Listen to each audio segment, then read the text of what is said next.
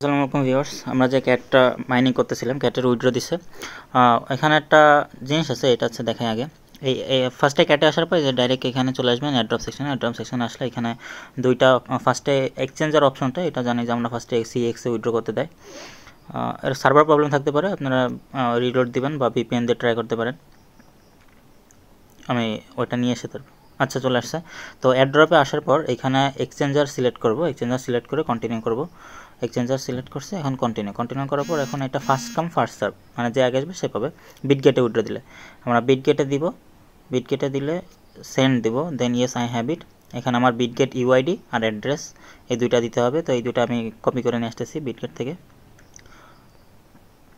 First আমরা চলে যাবো বিটগেটে। বিটগেটে আসার পর ক্যাটের আমার ফার্স্টে ইউআইডি লাগবে, আর হচ্ছে ইউআইডি কোথায় পাবো, অ্যাড্রেস। এই উপরে চলে যাব, আমরা উপরে যাওয়ার পর এখানে আমি আমার ইউআইডি পেয়ে যাব, এই যে এখানে শো করতেছে। তো প্রোফাইলের ভিতর যাব, যাওয়ার পর এখান থেকে আমি ইউআইডিটা কপি করব, কপি ইউআইডি। এখন আমরা ডিপোজিট করব ক্যাট, অ্যাড ফান্ড ডিপোজিট।